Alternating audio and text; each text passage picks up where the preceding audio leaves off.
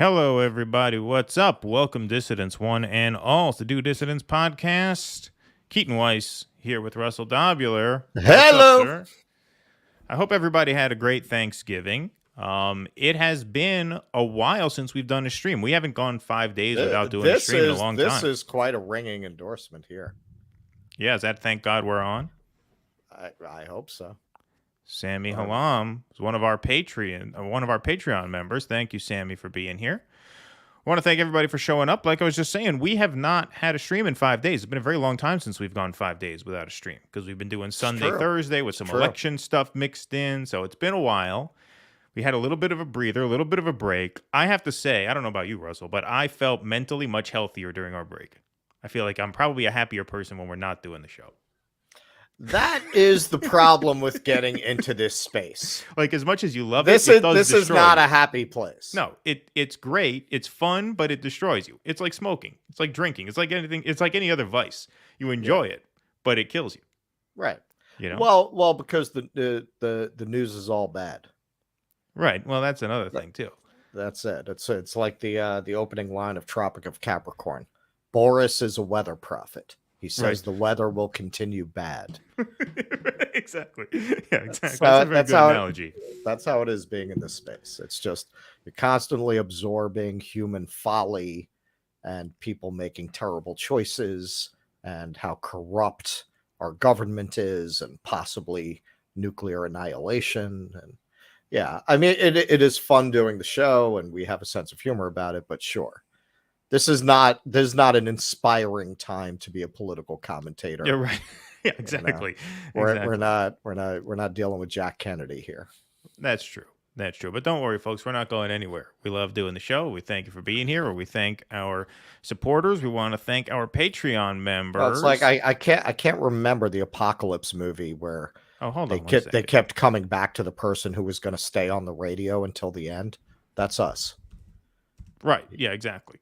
We'll be there with you until the end. Exactly.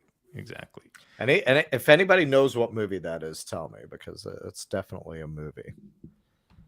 I was going to say we got to thank our patrons, but I wanted to add our new patron. Her name is I think it's Ellen J. I hope I got your last initial correct there, Ellen, but thank you. I believe it's Ellen J. I just added it now because I forgot to. Yes, it is Ellen J. Thank you. Shoo. Would have been embarrassing if I got her last initial wrong. But she signed up this week, so we had one new patron sign up. So thank you very much. I just added you to the scroll right now. Our Patreon supporters thank you, Alan, get call-in access to the show. That's one of the major perks. The other major perk is you do get bonus videos and podcasts. I put out a bonus Thanksgiving Day message to you all from my car. Which a lot of you actually watched. You actually liked that one. So maybe we shouldn't do meaningful bonus content. We should just do fun, just whimsical, spur of the moment, because that one was a hit. Everybody liked that one. But we actually have a really good patron episode coming up. We're going to record it early this week and get it out to you by the end of the month, as promised. We're going to do one on the upcoming Republican investigations.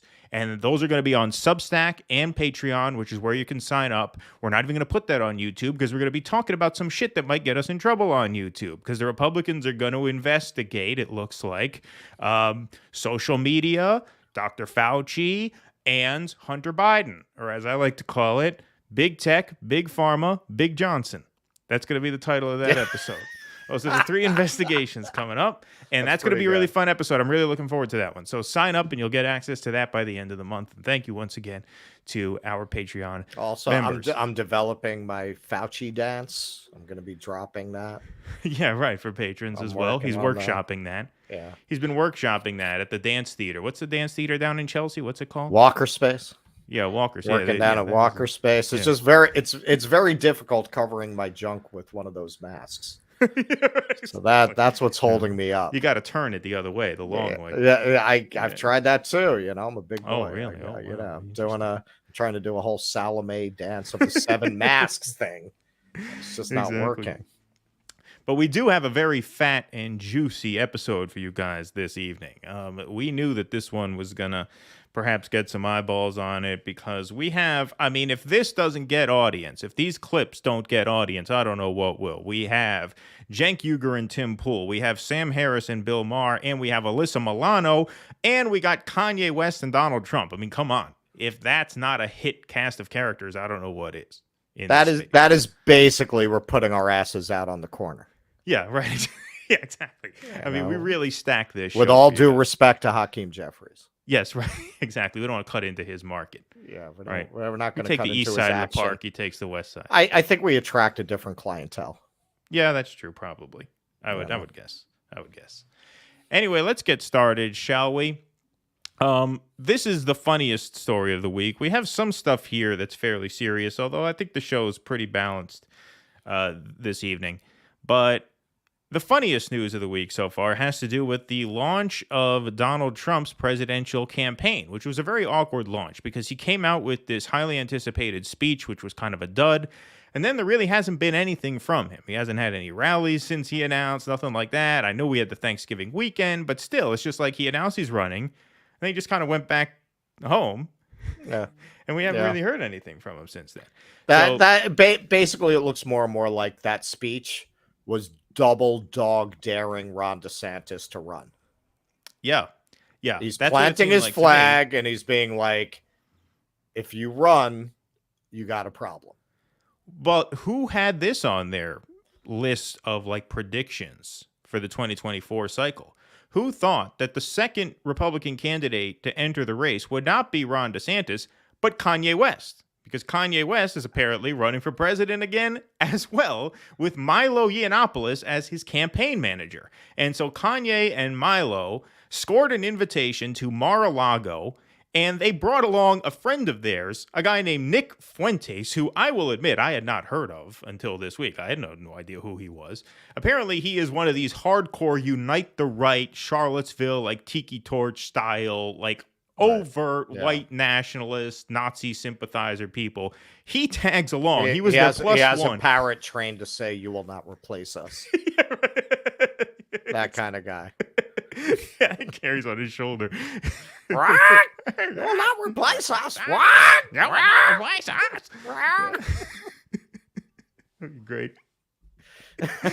So they score an invite to Mar-a-Lago. I should say Kanye scores an invite, and he brings these two tag-alongs with him, his campaign manager, Milo, and this like just overt Nazi. And they go to Mar-a-Lago. Word gets out that Kanye, Milo, and Nick Fuentes dined with Donald Trump at Mar-a-Lago. This whole thing just sounds like when your stoner friends show up at your house at a completely inappropriate hour carrying sacks of White Castle. That's what this sounds like. Oh, I have a story about that, actually. It's funny. We've all been there. Weed involves some yeah. That's well, maybe I'll tell that at the end of this. And you really don't want to let them in, but you feel obligated. Yeah. What happened was with that is this was back just before I moved to the city. I went on a bit of a bender where me and these two buddies we would go into the city and we would just drink until like 2:30 in the morning. Then we would catch the last train back up to Newburgh. I would get back into Newburgh at 5:30. I would go home, get changed. I would work from like 8:30 to 4:30 and then do the whole thing over again. It was right before I moved to the city. It was the holidays. I didn't really care. I was switching jobs anyway. Anyway, one night we're on the west side, and we needed a place to stay because my friend didn't want to just hang out outside Grand Central for 3 hours. So I said, hey, my cousin, this guy who I barely know, I've met him like 3 times in my entire life. He's doing an internship. He's staying at the New Yorker Hotel. So let's just go crash at his place for a few hours. Meanwhile, it's like 2:30 in the morning and we're wasted. Absolutely wasted. And we're going to show up unannounced to the New Yorker Hotel and try and the 3 of us, Kanye, Fuentes, and what's his name, Milo, going and showing up at this guy's room. And we get on our way. We're already wasted. And my friend decides he wants to stop at White Castle. As if we didn't look any less presentable going into this hotel lobby trying to finagle our way into my cousin's hotel room.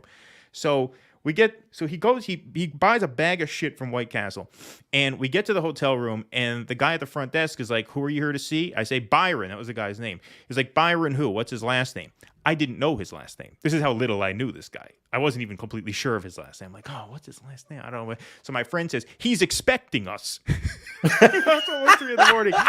And while he's there, that's the way you got to play it. He's standing there with the bag of White Castle, just reaching into the bag and pulling out whatever he pulls out and stuffing it in his face. So like one handful, he'd have a bun and an onion ring, and he'd eat that. Then he'd have a piece of beef patty and a fry. And turns out we finally guessed the guy's name, and he didn't let us in. But anyway, that's my White Castle crashing the party story. Usually when I'd be on White Castle in the middle of the night, I'd also be tripping on mescaline and Bayside. Yeah, with us, it was just cheap beer from one of the Hell's Kitchen bars. No, I was taking the hard stuff. No, I would do that after the Rocky Horror Picture Show. They used to show it at Bayside, and there was a White Castle like 2 blocks away. So if anybody knows the Rocky Horror Picture Show, the interaction, it was always a lot of fun to see it in that movie theater, because at one point Brad says, "Isn't there a castle back down the road?" Right. And I go, "Yeah, White Castle." But yeah. So anyway, back to Kanye West showing up with White Castle. Donald MacGyver Trump's asked, house. "Where's Keaton? Why is Tobey Maguire in his spot?" See, I got a naked face tonight, everybody. I shaved post Thanksgiving. I just felt it was time. He looks like a baby.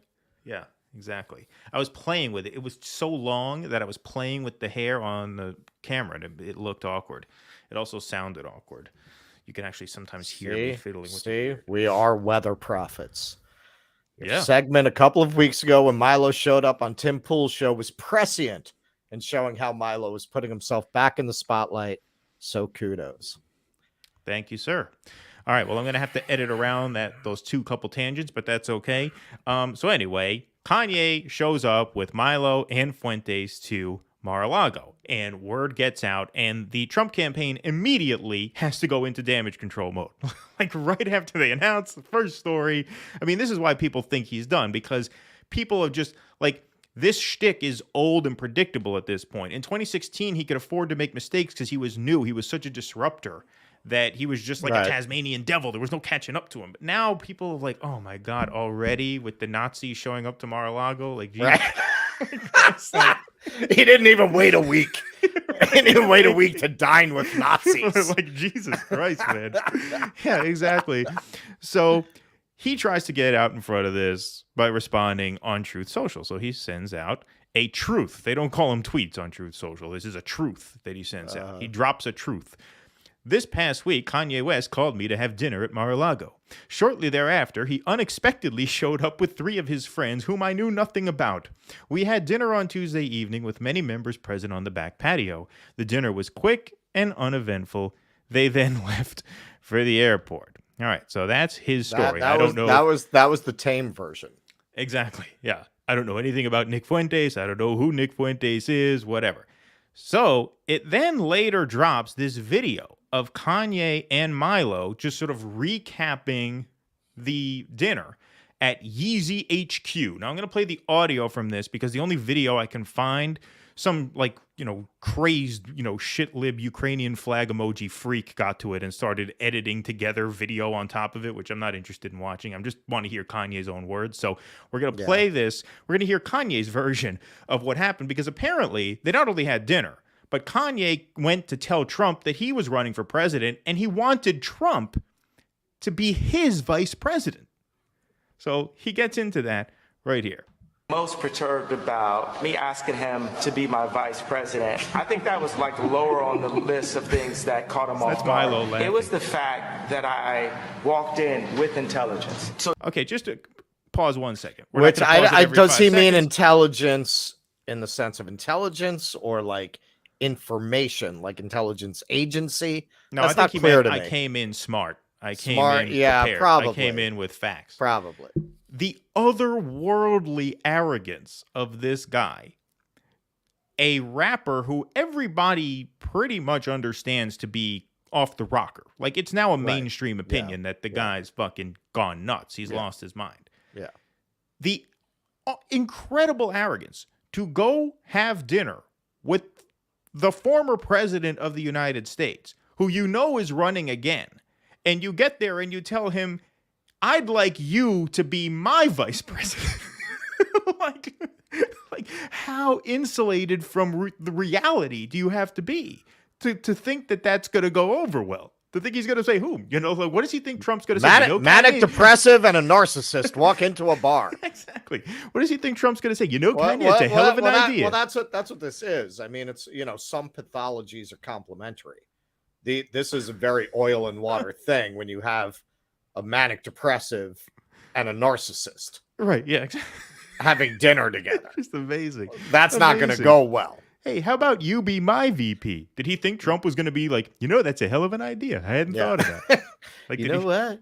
That's, yeah, maybe I could be in the White House longer that way because I only have one term left as president. Yeah, right, exactly. Trump is really impressed with Nick Fuentes. And Nick Fuentes, unlike so many of the lawyers and so many people. That's great, too. Where Trump is clearly trying to distance himself from Nick Fuentes. Like, Kanye, okay, he's basically, everybody thinks, okay, this guy's kind of out of his mind. Milo is sort of a clown, but Fuentes is the real, I mean, he is like a human third rail, this guy. Like, this is the guy they really did not want to be associated with. Trump already, I don't know who he was. And Kanye, Trump really loved Nick Fuentes. He was really impressed with Nick Fuentes at dinner. He really got a kick out of him. Really impressed with Nick Fuentes. And Nick Fuentes, unlike so many of the lawyers and so many people that he was left with on his 2020 campaign, he's actually a loyalist. When he didn't know what the lawyers is, you'll still have your lawyer list. And when all the lawyers said, forget it, Trump's done, there were loyalists running up in the White House, right? And my question would be, why, when you had the chance, did you not free the January 6ers? And I came to him as someone who loves Trump, and I said, go and get Corey back. Go and get these people that the media tried to cancel and told you to step away from. He basically gives me this would-be mob-esque kind of story, talking to some kid from the south side of Chicago trying to sound mobby or whatever. He goes into the story about all that he went through to get Alice Johnson out of jail and how he didn't do it for Kim, but he did it for me. What about his wife But now? then he goes on to say that Kim is a you could tell her I said that. And I was thinking, like, that's the mother of my children. Since we know, and all the Christians in America that love Trump know that Trump is a conservative, we're going to demand that you hold all policies directly to the Bible. When Trump started basically screaming at me at the table, telling me I was going to lose, I mean, has that ever worked for anyone in history? You're going to lose. Tell him he's going to lose. I'm like, well, hold on, Trump. You're talking to Ye. That's great. I don't know, man. It worked for Adidas. That's so great. It worked for the ADL. You know, I didn't do the beep. I knew better than to beep the audience. That was in the video. Apparently, Kanye does not want us to know what Trump said about his ex-wife, Kim Kardashian, but I would love to know that. That wasn't our beep. No. You know, your ex-wife, she's a jelly-assed whore. Well, yeah. I mean, I think he's telling the truth about some things. I think that. Yeah, no, I don't think he's lying. No, I think that probably Trump was impressed with Nick Fuentes without knowing who he was. You know, the guy probably made good sense to him. And then later on, he found out this was a very damaging person for him to be associated with. And then Kanye said some crazy shit about making him vice president. And then Trump came back at him the way Trump would, calling his wife whatever he called her. Right. Like I say, it's the manic depressive and a narcissist having a dinner together. What great with a white supremacist on the side. Great launch to the campaign. Just fantastic. Anyway, Trump then, as Russell just hypothesized, and I think that's probably true, Trump sensed that he was in some hot water here, and so he fired off another truth on Truth Social. And this one is great. This one's great. Here, Russell, you want to read that? Do you have your glasses? Can you see it, or is it too Trump small? said that Kim Kardashian has a diaper booty. Is that what it is? Is that what it is? Is that even is that an insult? Because I thought everyone wanted a diaper booty now. So I help a seriously. Go ahead. You want me to do? Go ahead if you can read it. So I help a seriously troubled man who just happens to be black. Yay, Kanye West, who has been decimated in his business and virtually everything else, and who has always been good to me by allowing his request for a meeting at Mar-a-Lago alone so that I can give him very much needed advice. He shows up with 3 people, 2 of which I don't know. The other a political person who I haven't seen in years. That's got to be Milo. I told him don't run for office. A total waste of time. Can't win. Fake news went crazy. I just love that. Who just happens to be black? That's just funny. That's just. I just don't even understand that. What does that mean? What does that mean? Why would you put that in? Yeah, it just seems crazy. We just have, I mean, I kind of get it because, again, Trump sounds like old guys you would find in a bar in Queens when I was growing up. And basically the psychology of that is assuming that the people you're talking to are white and you have to somehow justify your association with a black person. Right. That's what that is. That's right? What I think it is too. I think it is like him just sort of trying to put out there, see, I'm not racist. Here's a guy who happens to be black. But then I love how he insults him while knowing he can't go nuclear on Kanye the way he would a lot of people, because Kanye still, even with all the shit he's going through now, still has too much cachet where Trump knows he can't go there. Right. Like, he's not Rosie O'Donnell, right? He can't just go off. So he says, who has been decimated in his business and virtually everything else. So he's basically calling him a loser, right? It's basically what he's saying. Kanye, who's been decimated, but he says, who has always been good to me.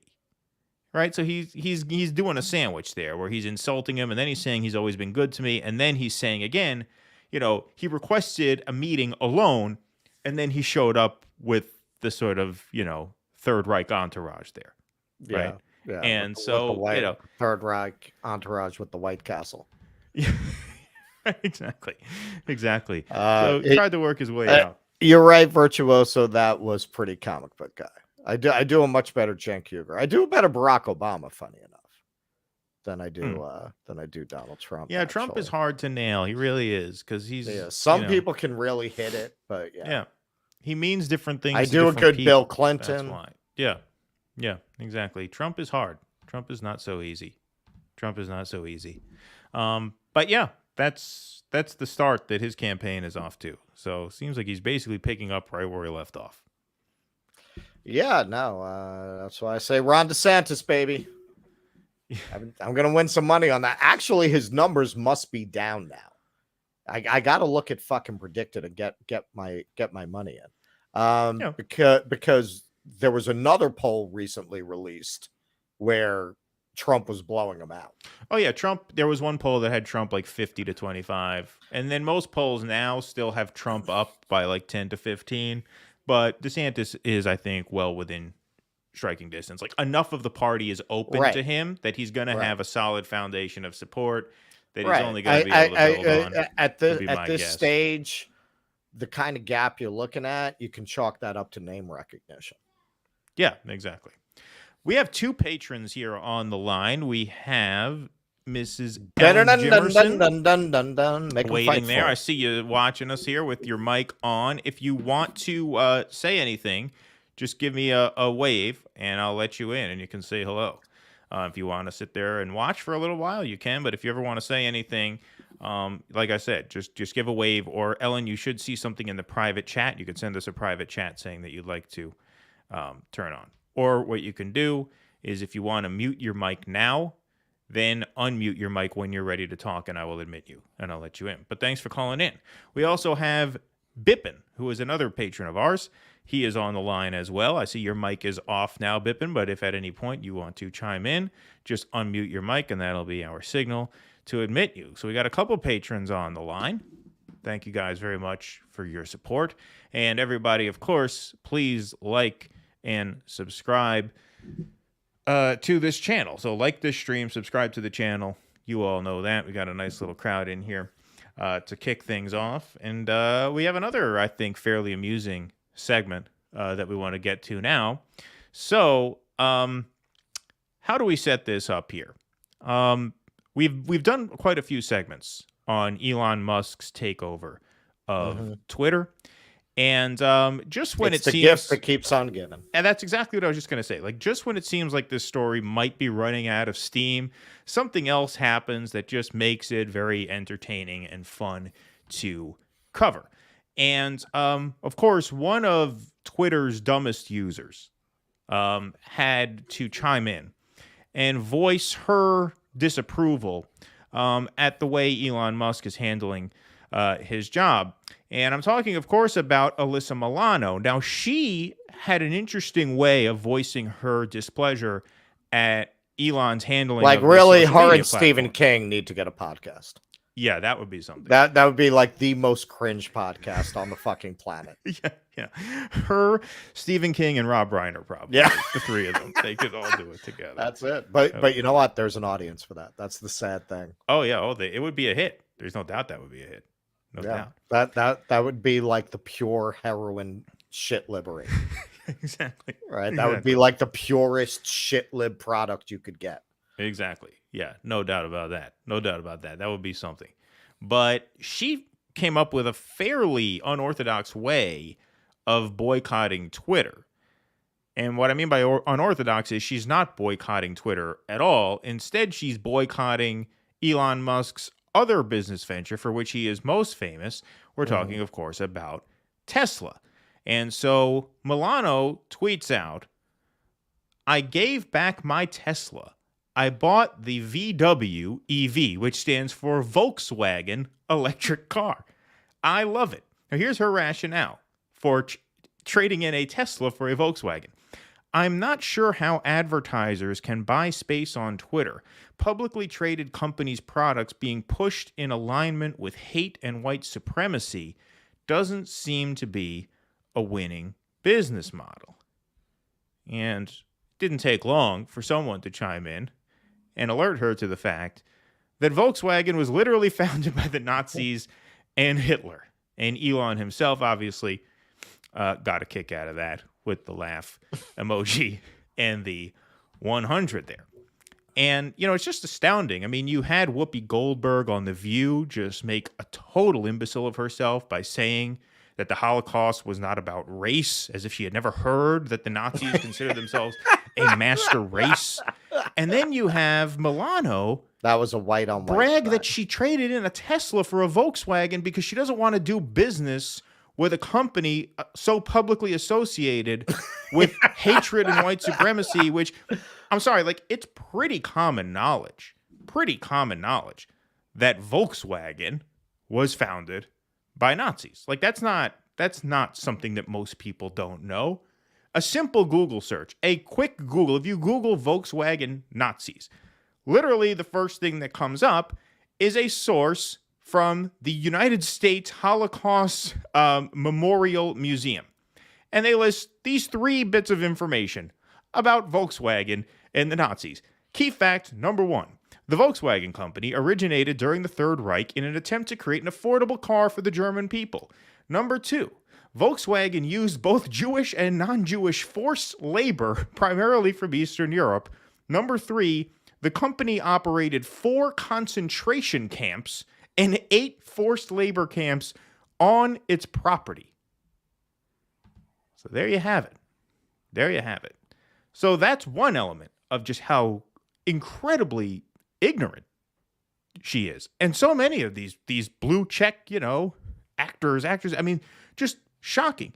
The second thing is probably the more interesting thing, which is you're boycotting Twitter by giving back your Tesla, but keeping your Twitter account. Right? So how principled a stand is that? Like, if you're mad at Twitter, if you think Twitter is this engine of hatred and white supremacy, don't you think you would boycott Twitter? You wouldn't boycott the other company that the guy has. Well, it's a great example of there's nothing that could illustrate better what a bunch of disgusting narcissistic hypocrites these people are, and how much their virtue signaling is just that. It's virtue signaling. Exactly. At first, when all the libs went crazy about Elon Musk taking over and so many advertisers left, I did at first think, oh, well, maybe they will be able to bring down Twitter. Like if they just all en masse exit Twitter, I mean, what's he going to do? And then when that didn't happen, I realized these fucking assholes have followers. They're not giving that up. To leave Twitter would actually require them to sacrifice something they care about. They don't do that. They want cost-free virtue signaling points. That is the beginning of their politics. That is the end of their politics. Exactly. As soon as they run into anything that is going to cost them anything, that is the limit of their activism. It is amazing that they don't see their own hypocrisy. How can you keep tweeting about how bad Twitter is? Like, how fucking moronic can you be to not see the hypocrisy of that? At least Whoopi, who is not the sharpest fucking knife in the drawer, at least she left Twitter. All right. Well, they're running at least into, you have some credibility at that point. They're running into the same predicament that they forced a lot of other people into, and I was going to say right wingers into, but there are people on the left who have been censored off of these social media platforms also, which is, yeah, I mean, right wingers, you could go to Parler, you can go to Truth Social now, but that's not where the people are at. Right? And so they don't want to. There's no real audience there. I don't even know what this fucking Mastodon is. Apparently, there's an alternative to Twitter, Mastodon, that a lot of the libs are talking about. Nobody wants to go to fucking Mastodon because there ain't no people on fucking Mastodon, right? You got to be where the people are, or else your voice doesn't mean anything. If you really care that much, though, you'd give up your platform, right? No, you don't want to support this white supremacy. Oh, it's terrible. Trump's on here now. Oh, it's awful. Well, that's what I mean. It exposes. Lives are being endangered. It exposes. Lives are being endangered. Aren't you supposed to boycott them? Right. Well, sure. But this, once again, this exposes the fallacy that they've been putting forward this whole time, which is, well, this is a private company. They can do what they want. If you don't like it, go somewhere else. That was their answer to everybody. Right. But those other people felt, go start a new one. Right. And then, even when Parler did just that, they went after them anyway. They got pulled off the servers. Off the app servers. Exactly. Right. But all of that aside, like this is what they would always tell other people. Hey, this site operates a certain way. If you don't like it, go somewhere else. Now they don't like it, but they're not going somewhere else because they realize there's no real use in going somewhere else. You have to be where the people are if you want to keep a following, if you want to remain relevant. And Twitter, despite the tumult of the past few weeks, is still where it's at, which means they're still going to stay. So why are you trying to force people off who you don't like? Why were you doing that before? Russell sent me an article that I unfortunately did not have time to read, but Chris Hayes now supports, apparently, and Russell, you can speak to this better than I can because I didn't have time to read the article. He supports now nationalizing these big tech companies. He's tricky in the way that he phrases it. All right, go ahead. I don't want to get it wrong. He's very careful not to actually say the words public utility. He's very careful not to say that. What he does, sneaky, slippery little fucking douche that he is on the one hand, he says this is too much power to be in private hands. What Elon Musk has done over the last 2 weeks has been the greatest argument that Twitter must be a public company. But what the direction he takes that in is, well, and that's what it was under Jack Dorsey. Jack Dorsey said this was too much power to be in the hands of any one man. So what he's saying is it should be in the hands of the shareholding class. Right. When he said public, he meant, okay, so he there you go. Shareholders. So he meant stockholders should be able to buy stockholders. Right. He's saying before Elon Musk, it was a publicly owned company because you could buy Twitter stock. So that's the sense in which Greece and Rome were democracies. If you owned land, you could vote. Right. Yeah. So that's his idea of democracy, which that is... You could not find something that better demonstrates the classism of these shitlibs, the class perspective of these so-called leftists, well, they don't call themselves leftists. So I wouldn't even call them liberals. You're giving away the whole game. Your idea of it being owned by the public is it being on NASDAQ, right? That's your idea of democracy. It's a That's peak on the literally stock what market. you think is democracy. Right. That people can Democracy buy is for shares. rich stock buyers and sellers. Wall Street should be able to have a piece of your ass. If Wall Right. Street can get a piece of you, then it's a democratically operated company. Yeah. I mean, that's That's really it. extraordinary. That's what his article argues. Extraordinary. So not a public utility then, in the sense that like the phones are a public utility. No, it should be No, public. he's meaning- very careful not to say that. That's amazing. He's very careful. And look, Chris Hayes is not stupid. That's quite intentional. That's not an oversight. He's very careful not to say those words, and it's quite intentional that he makes clear that the Dorsey era, he's fine with that. He considers that public control of Twitter. The problem is that it's not on the stock market, not that it isn't nationalized. It's amazing because Chris Hayes used to write for In These Times, which is a great sort of labor-oriented lefty magazine. Well, by Like he all used to, accounts, Rachel Maddow used to be much better. Yeah, she used to be better also. Man, it's the money, man. It's the money. That's why all these Devil and Daniel Webster stories have such resonance, Faust, because it's such a common phenomena in human experience that you have these people who sell their soul for earthly riches, and you see it all the time. Rachel Maddow is an example. Chris Hayes is another example. These people sold their souls to be rich. Let's have a look here because this was fun.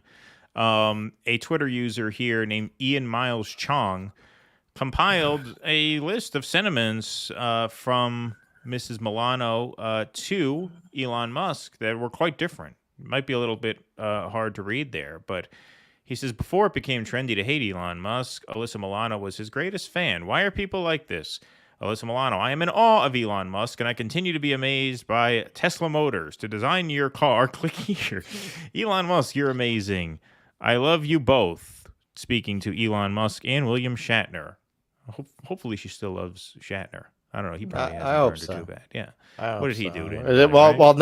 Well, she's probably very torn because she must be a big fan of George Takei. And Shatner, because there's a long-standing feud between Shatner and Takei. That's true. And Shatner just came out and basically did a mic drop on that whole thing. He was like, "You have people talking about how they were cut out of a shot 50 years ago. I've had it. I don't. Can you imagine the bitterness to keep talking about this?" So he kind of was like, George Takei, go get your fucking shine box. It's enough already. Shut the fuck up about this fucking movie that we made back then where you felt like you didn't get enough screen time. Shut up. Oh, well, I'm not qualified to chime in on that. But I love this one. 4 people you'd want to have dinner with, dead or alive. Mine, Jesus, Roberto Clemente, John Lennon, and Elon Musk. That's great. And that's about it for that. The rest are fairly boilerplate. And that look, I mean that is it. That is a worthy subject for a segment in and of itself. The way that the left, or rather the Democrats, the liberals, manage to alienate friends and isolate people. Elon Musk voted Democrat in every election, and now he's saying he would vote for Ron DeSantis. This is what they get for their absolute enforcement of ideology and refusal to tolerate dissent. If you are a dissenting voice, you are almost forced to go take refuge on the right because there is no place for you on the left. This is what they did to Tulsi, and this is what they did with Musk. Tulsi would have been a Democrat if they had not treated her. Why would she stay a Democrat? They're calling her an Assad pinup girl and, pretty sexist kind of shit if it were directed at a Democrat in good standing. If you're not in good standing, all bets are off. They can say whatever they want about you. Of course she went to the right. There is no place within their pantheon for dissenters. You can dissent on abortion like Tim Kaine. You can dissent on certain things, but you can't dissent on fundamental things like war and censorship the way that Musk and Gabbard did. That is verboten. I've thought about this. You probably have too, man. We ever get big enough these motherfuckers come out of us, I'll be on the phone with fucking Ben Shapiro in 10 minutes. Yo, dude, you got to bail me out here. Yeah, you got to bail me out, man. That's it. They're taking me off YouTube. Right. Come on, man. They give you no option. Where else would you go? Suppose Glenn Greenwald gets shut down. Where would he go? He'd have to go to Daily Wire, or he'd have to go to Fox, because there is no place on the left for people like that.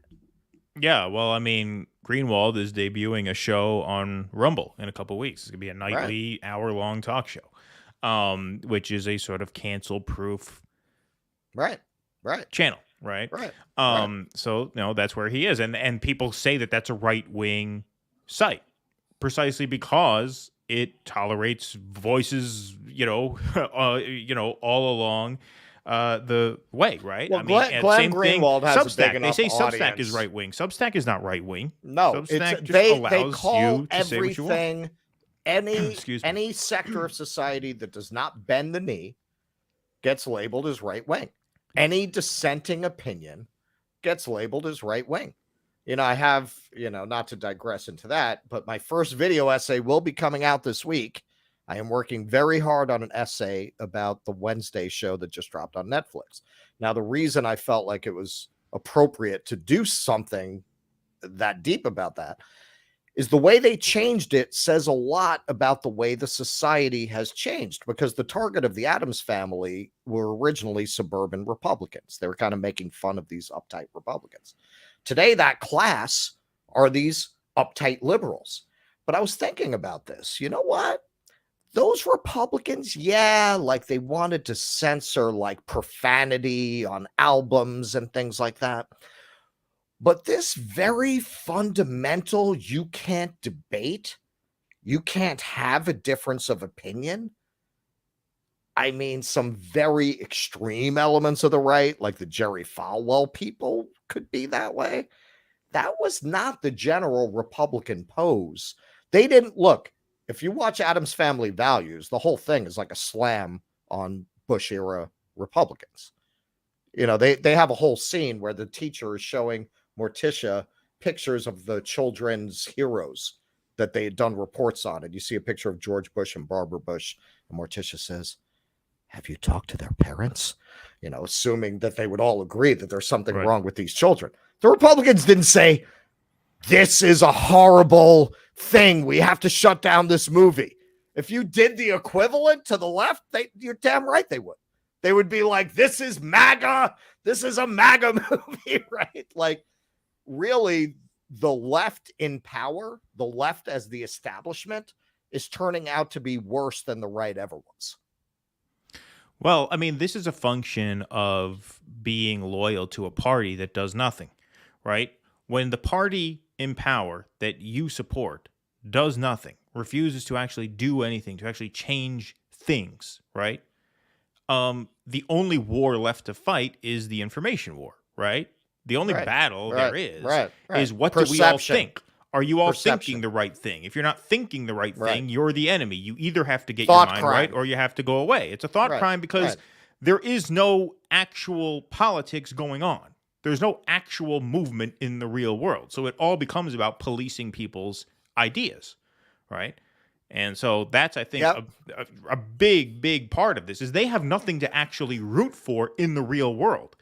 They have nothing they can actually point to and say, "Hey, it's let's true. get this done." The right always had a project. Right. They have a project. They always had a vision. Right. You might not agree with it, but they had something they were working towards.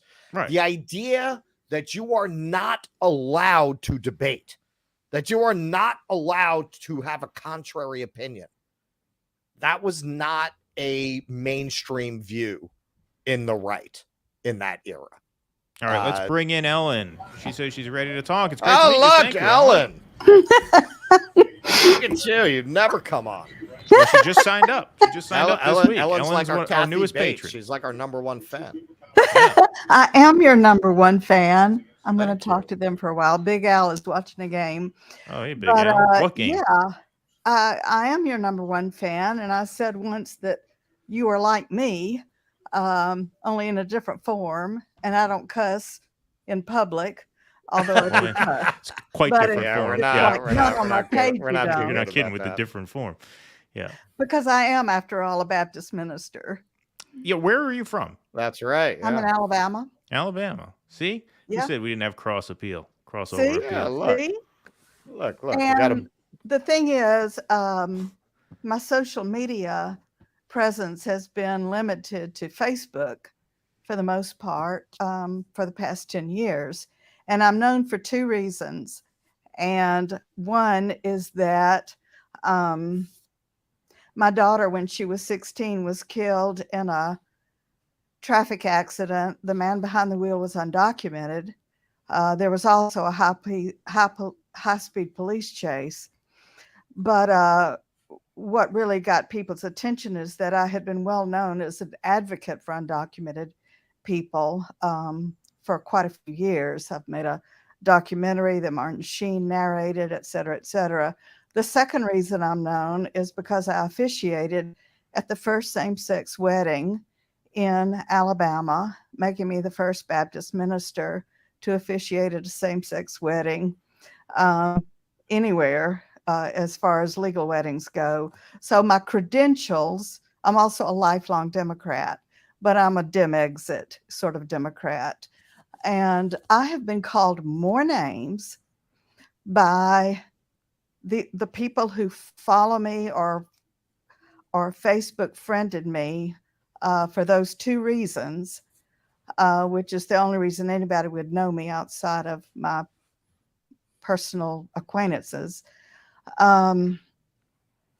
Because I was continually criticizing and critiquing Barack Obama and Hillary Clinton, particularly on the subject of immigration. And it was, as you say, debate was not allowed. It's like, what are you trying to do? Get Trump elected? No, what I'm trying to do is say it was Barack Obama who was the deporter in chief. The Build the Wall did not originate with Trump. It originated with Bill Clinton. It escalated with Bush. Back then, it was a fence, right? It was a fence. Weren't they advocating a fence back then? They wanted to put up a fence. Well, they may have called it a fence. I don't know, but I mean, it's been going up as a wall. Lowers into a bridge. It's a bridge, and then it's a fence surrounded by alligators. And then we put the bridge over it to the nice ones. Yeah, I mean, I've heard people call it a fence, but Mexicans called it El Muro, the wall, for as long as I've been talking to people down on the border. But it's just like we've got these talking points. It's like, don't say illegal. And I'm like, however, the people in the poultry plants and the strawberry fields are not at all invested in that. They call themselves illegal. They're not invested in that. That interest came out of universities. You talk about the interest of labeling them one thing or another, right? Is that what you talk about? The interest? The word. Right, I mean, I've been told you are wrong. You are wrong. No reason, but you are wrong. Right. Stop doing it, Ellen. You are offensive. All of that, it's coming out of the postmodern theory that language constructs our social reality. That's why they're so obsessed with language policing, which is incredibly Orwellian. I'm always amazed that none of these people who presumably have read 1984 see that is literally the premise of 1984. Right. That they try to control language in order to limit the range of thinking. Not just the narrative, but the very words you say. Right. Yeah. No, that's exactly. It's not a rough parallel. It's a one-for-one parallel with the premise of Oceania. The term undocumented, you've established your creds. Right. You don't have to worry about free trade agreements. You don't have to worry about quotas. That's it. For 400,000 deportations a year. You don't have to worry about quotas and agreements with private prisons for 34,000 beds being filled each and every single day with undocumented people.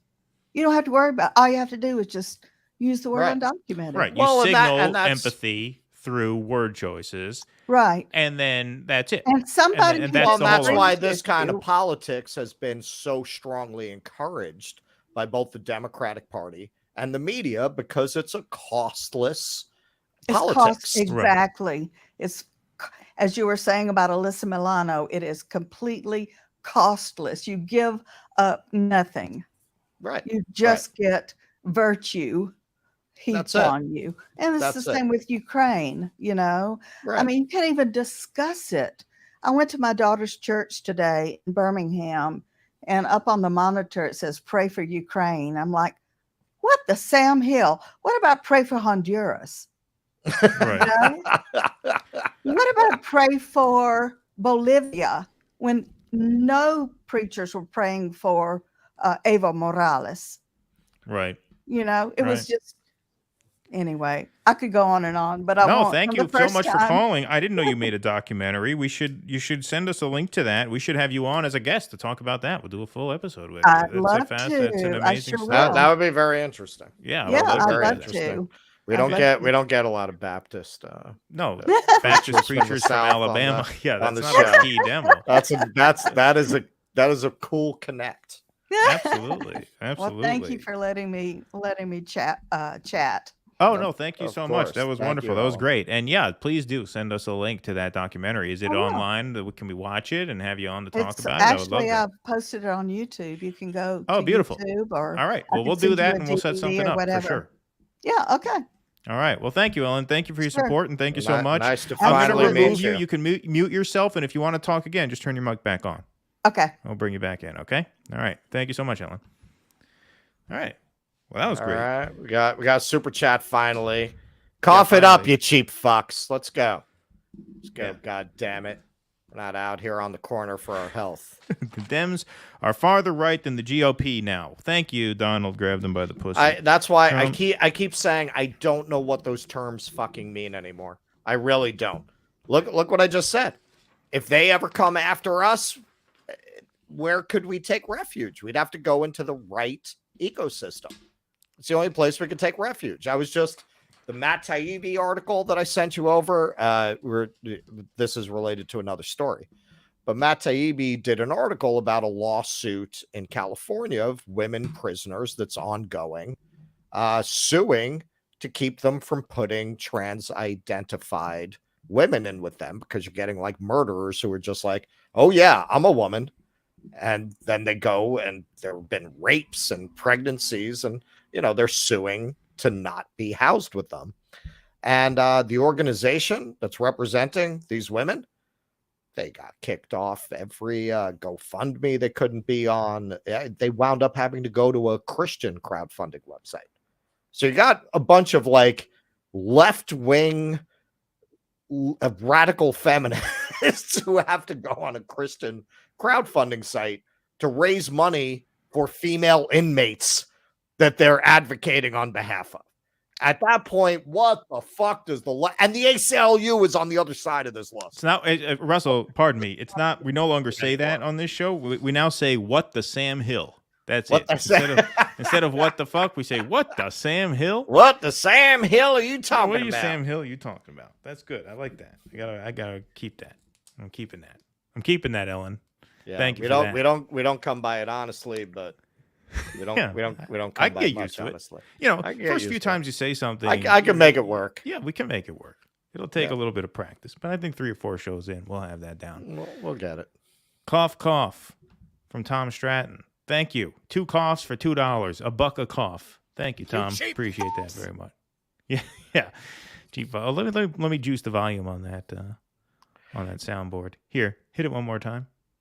You cheap f***s. There we go. Much better. I like There that. we go. Okay, cool. All right. Excellent. Oh, here we go. All right. 10 coughs here from Wolf's Den. I give you more money in super chats than I give to my local NPR station affiliate. Well, as well you As should, it should Wolf's Den. be. Yes. As it should be. What are you doing giving the You're giving money fucking to NPR? for it.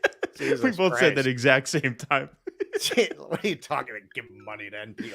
I want to know. You send us in the private chat. How much are you giving to NPR? Because I want that fucking money. Well, he can't send us in the private chat. Only patrons with call-in access can do the private Oh, chat. you're not even a patron. Well, Well, that's all right. I mean, don't insult you guys. Don't. If you can give money to NPR, yeah, you should become one of our rare $10,000 our top it's a tier special, donors, right? Yeah, special category. Yeah, right. Exactly. All righty. Excellent. All right, we got 2 more segments that we got to do. All right, this is another fun one, and then we're gonna get to one that's both fun and kind of dark. But unfortunately, we have to cover that also. But here, this one is more in the fun lane. Sam Harris apparently quit Twitter, and he didn't so much quit Twitter in protest of Elon Musk. Apparently, he just kind of got exhausted from people sort of coming at him from every angle. That's what it seems like. It seems like he's taking a break, a sort of mental health break. Is he a patron? Oh, you are a patron. So what's your name then, Wolfston? Well, I didn't know. How am I supposed to know? You didn't join Patreon as Wolfston. It's a good thing I didn't drop the Shinebox sound cue. Yeah. So what is your first name and last initial, if you don't want to say your full name? Because you don't join Patreon as Wolfston. You join it as your name. So what's your name? I would love to know your name. Or you can call in. I would love to meet you. Anyway, Sam Harris didn't quit Twitter in protest of Elon Musk. He's apparently just taking sort of a mental health break because he has sort of been getting it from all sides, which is to be expected when you sort of position yourself as an anti-woke resistance lib with severe Trump derangement syndrome. Like, what demographic are you really appealing to there? Because, Sam is definitely, he was part of the new atheist movement with Christopher Hitchens and, Richard Dawkins. But then he's also he has this brain block, as a lot of very smart people do, when it comes to all things Donald Trump. And those two things don't jibe very well online, right? Because social media, YouTube, podcast world, like usually the anti-woke people are not necessarily Trumpsters, but they're not this rabidly anti-Trump the way like the they're not hashtag resistance. Exactly. So if you're hashtag resistance on one hand, but you're anti-woke on the other, you're going to get run out of town eventually. And apparently Sam Harris has sort of waved the white flag and gone offline for a while. Maybe he'll be back. He's known to take these like 3-week meditation retreats like in the woods. And then maybe he'll come back and maybe he'll reactivate, right? But before he signed off, he went on the Bill Maher Club Random podcast. And Bill Maher took slight issue with Sam Harris when a couple months back he went viral for saying that the media was right to spike the Hunter Biden laptop story in the days leading up to the November vote because they could have swung the election to Trump in the final days. And Bill Maher on his show sort of took a little bit of issue with that, but they hadn't had a chance to sort of talk it over. And so the issue came up very, very quickly as they started this new sort of podcast episode. And so we have a couple of clipped moments from the conversation. Sam Harris starts out by defending the suspicion that the Hunter Biden laptop could have in fact been a Russian plant. So here we go. Completely plausible. It was completely plausible to worry that this was a fake story. It didn't, Okay, first of all, right off the bat, no, it was not. It was not completely plausible to worry that this, or sensible to worry that this could have been a fake story. The only reason you believe that is because you are a brainwashed Russiagate Kool-Aid drinking moron when it comes to this issue. There was never. How could the hooker addicted cokehead have possibly left a compromising laptop at a local repair shop? Well, how could that have happened? It's not. There's good reason to believe that could never have happened. I don't have to even litigate the details of the story.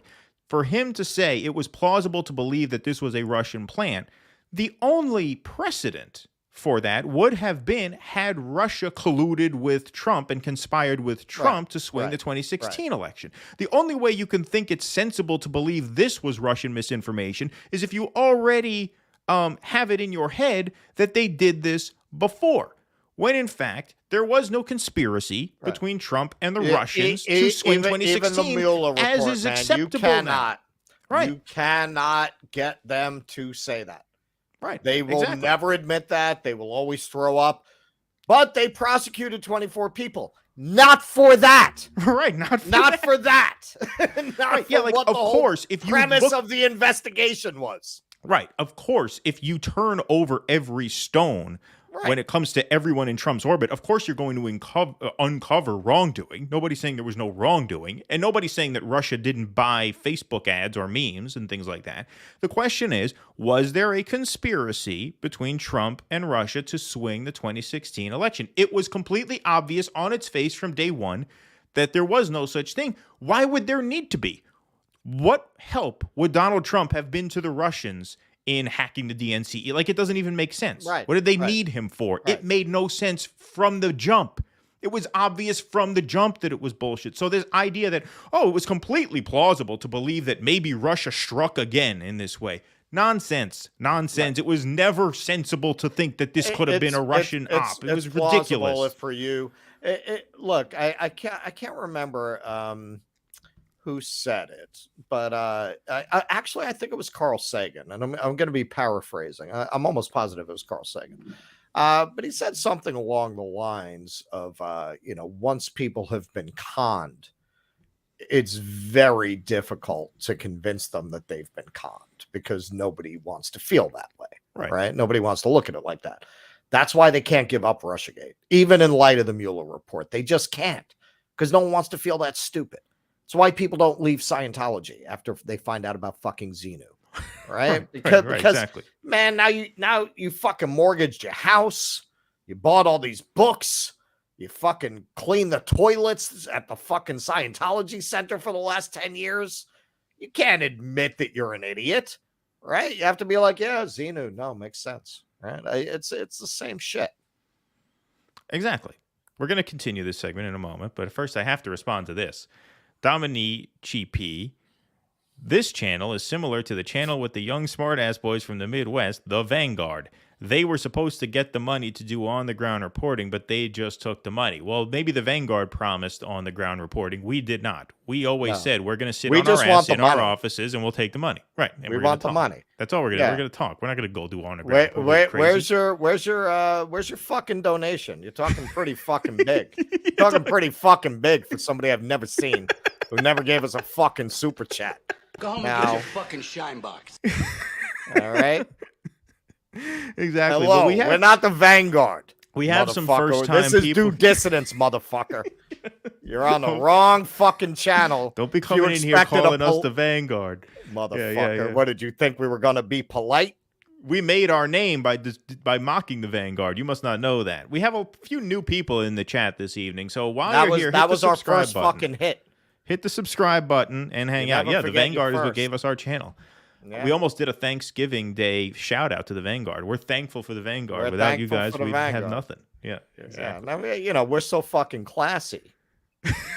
We haven't gone after them since. That's how much fucking class we have. we did one sequel. We know we would get fucking easy 10,000 views if we did, but we haven't. We're looking at Vosh out of the corner of our eye. That's one. Yeah, we got to pick a good one. We got to pick the right. We got to pick the right one. All right, let's get back to this. He's in our crosshairs. Let's put it that way.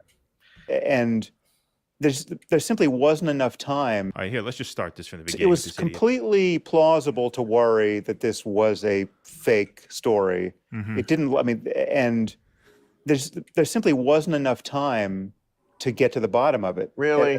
I mean, well, then why did the outlets that did get to the bottom and get to the New York Post had no problem getting to the bottom? Yeah, well, but they wanted to believe it. They wanted to believe it, and yes, you sometimes you get. No, it has nothing to do with what they wanted to believe. They put their name on the story because they knew they had a story.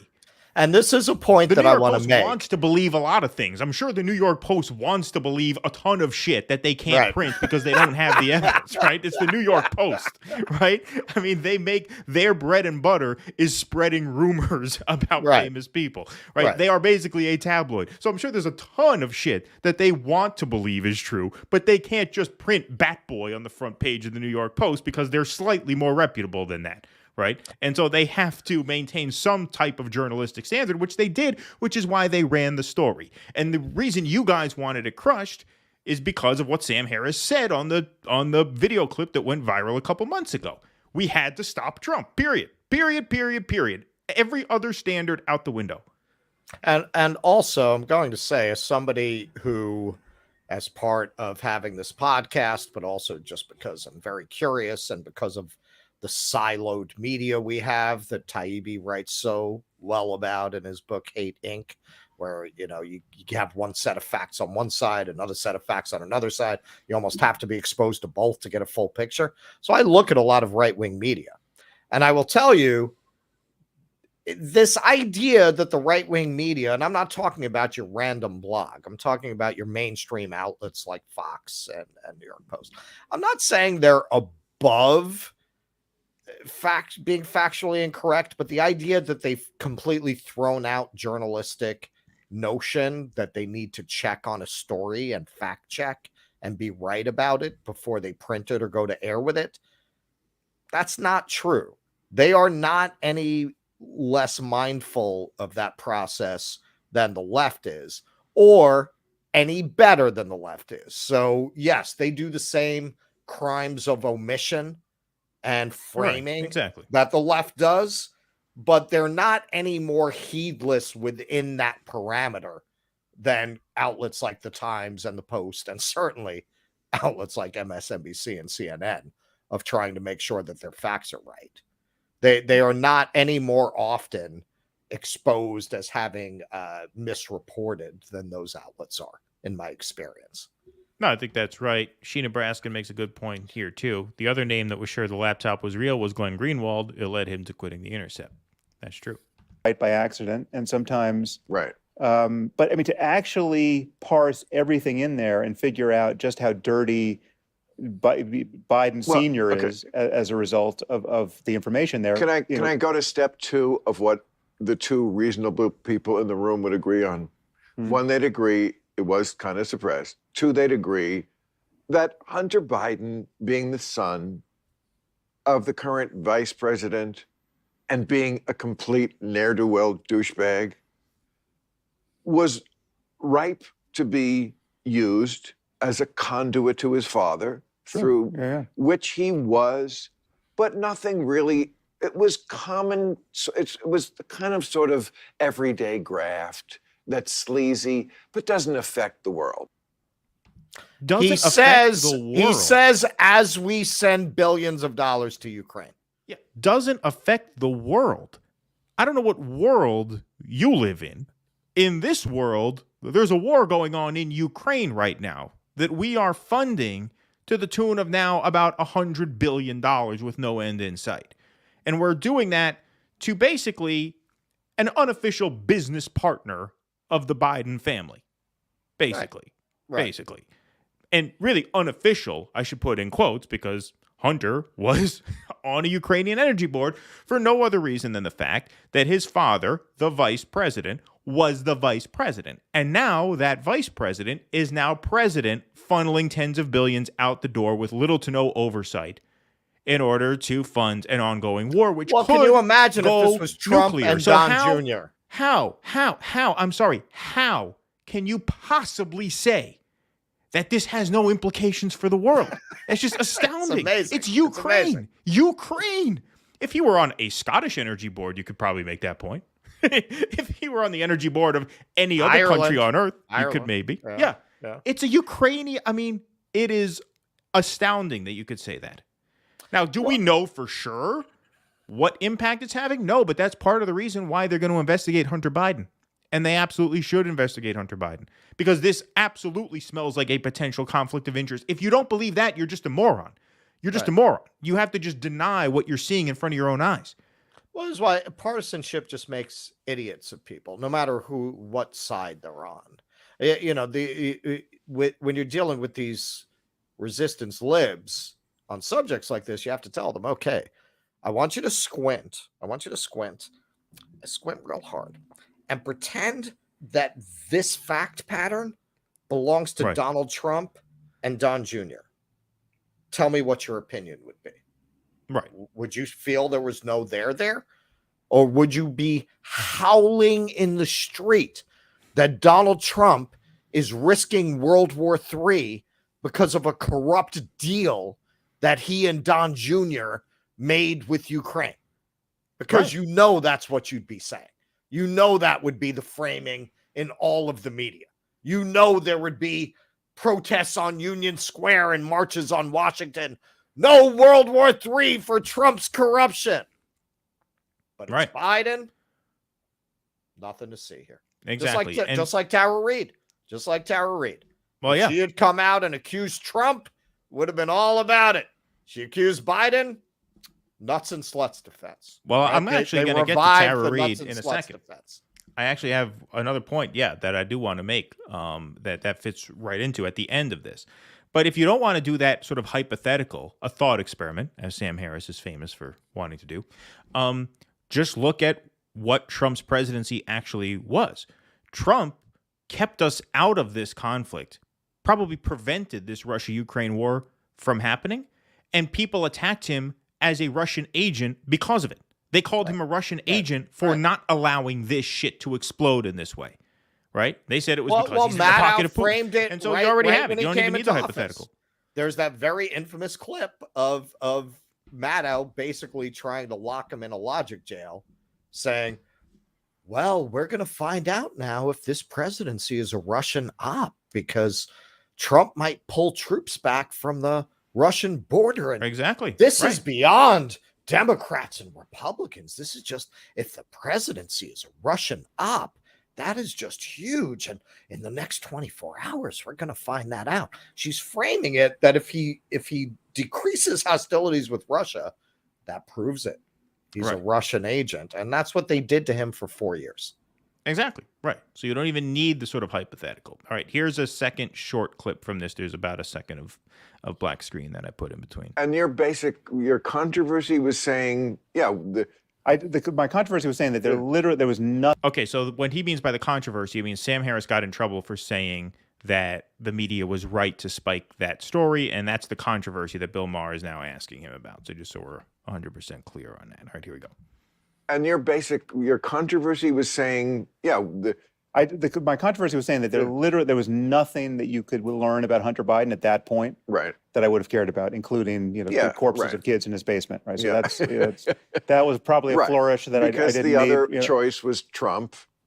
Okay, so here he says that was a flourish I didn't need because he said Hunter Biden could have the corpses of children in his basement and I wouldn't care. He calls that a flourish. Well, especially given that there is a community of conspiracy theorists on the right who are obsessed with the idea that there's a secret pedophile ring of Democrats. You probably don't want to throw children into the equation. Well, look, I would challenge him on saying that was simply a flourish and not at least a somewhat sincere sentiment. Because you know what? I take him at his word. I don't think he'd have cared if they found that in Hunter Biden's basement, and I don't think most liberals would either. They don't care. Liberals don't care that Bill Clinton has been credibly accused of forcible rape by multiple women. They don't care that his wife made a career out of smearing them, bullying them into silence. They don't care about that. Oh, yeah. There was James Carville is perfectly welcome, right?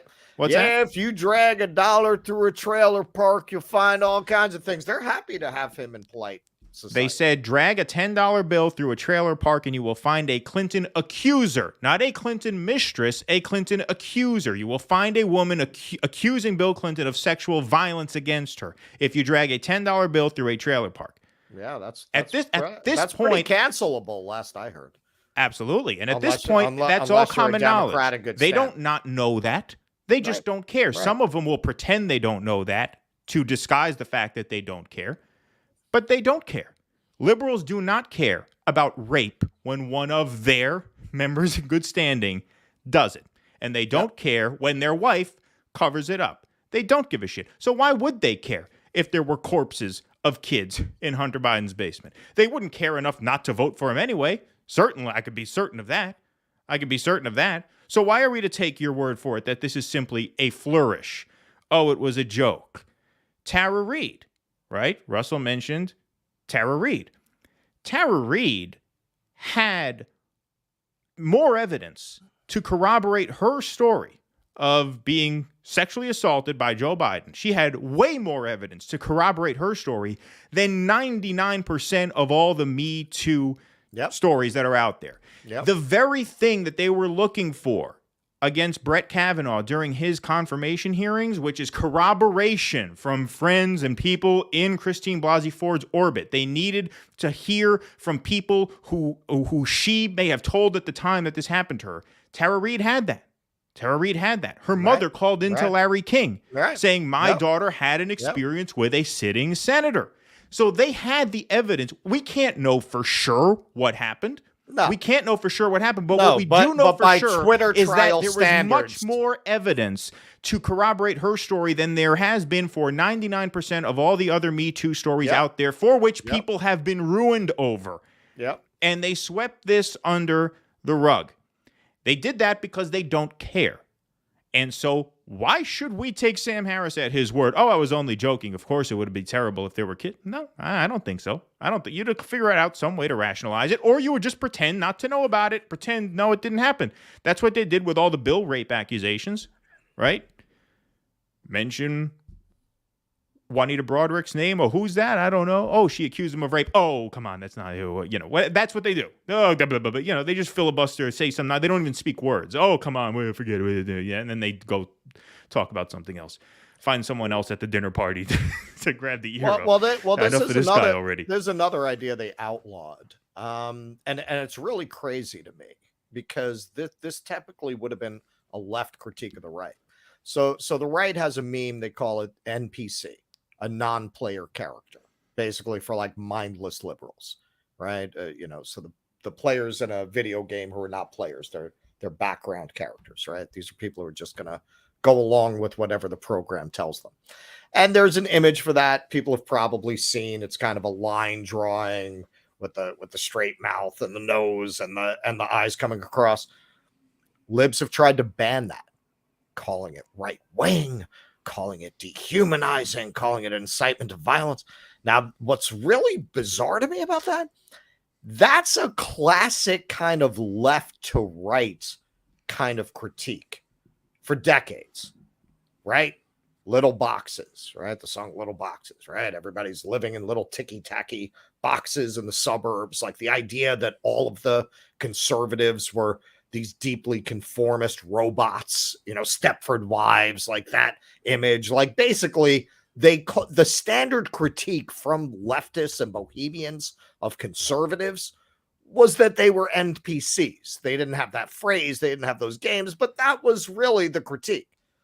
Once the left became the establishment and that critique got turned on them, it became dangerous speech. It became hate speech, to use that kind of a critique.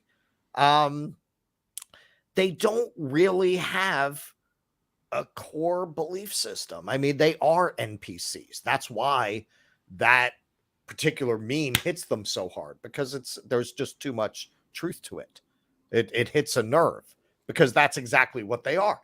Today, believe women. The next day, Tara Reid is a nut. You can't listen to her. And she slept with a lot of people too, and she forget it. It's amazing because they spent decades trying to discredit the nuts and sluts defense.